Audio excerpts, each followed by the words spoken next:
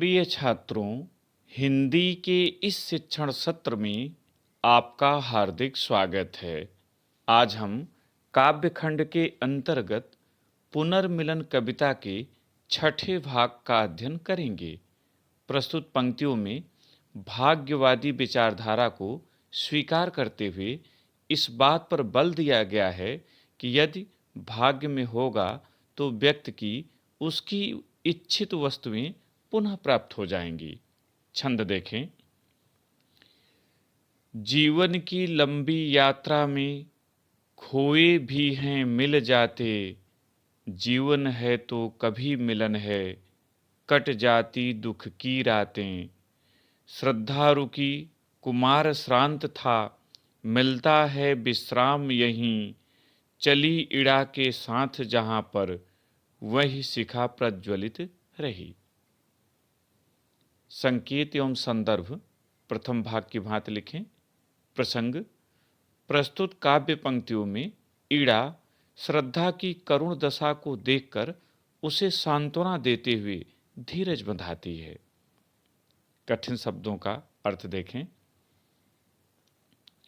खोए, खोए माने बिछड़े हुए। कट जाती, कट जाती माने समाप्त हो जाती हैं, व्यतीत हो जाती हैं। श्रांत, थका हुआ।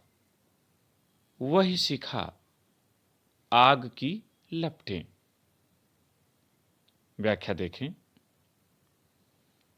जीवन की लंबी यात्रा में खोए भी हैं मिल जाते।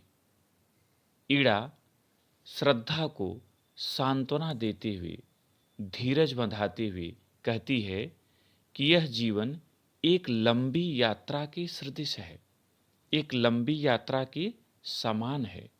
इसमें बिछड़े हुए पुनः मिल जाते हैं, अतः हमें धैर्य नहीं खोना चाहिए।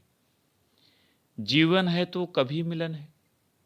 वह कहती है कि इस जीवन में मिलने और बिछुड़ने का क्रम तो चलता रहता है। कट जाती दुख की रातें।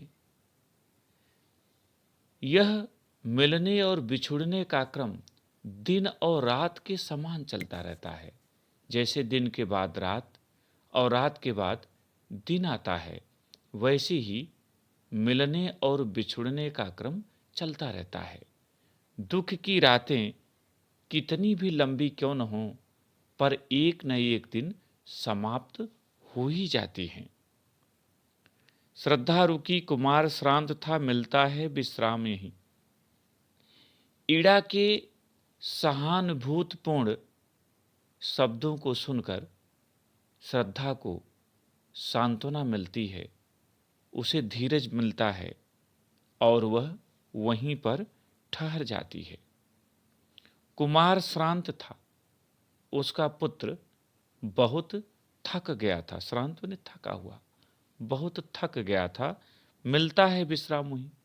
उन दोनों माँ और बेटों को वहीं पर विश्राम मिल गया। चली इड़ा के साथ जहां पर वही शिखा प्रज्वलित रही। जब श्रद्धा इड़ा के निमंत्रण को स्वीकार कर लेती है, वहां ठहरने की इच्छा मान लेती है, तब वह इड़ा के साथ उस स्थान की ओर बढ़ती है जहां पर वही शिखा, आग की लपटें उठ रही थीं। वहां पर आग की लपटों के कारण एक प्रकाश सा फैला हुआ था। अब इस पर काव्य सौंदर्य देखें। पहला, प्रस्तुत काव्य पंक्तियों में भाग्यवादी विचारधारा की ओर संकेत किया गया है। दूसरा रस शांत रस। तीसरा छंद ताटंक मात्रिक छंद है। चौथा अलंकार इसमें अनुप्रास एवं उपमा। भाषा साहित्यिक खड़ी बोली। शैली प्रबंध शैली। गुण माधुर्य और शब्द शक्ति अभिधा एवं लक्षणा। प्रिय छात्रों, मुझे उम्मीद है कि यह भाग आपकी समझ में आ गया होगा। 7वें भाग के साथ फिर मिलेंगे। बहुत बहुत धन्यवाद।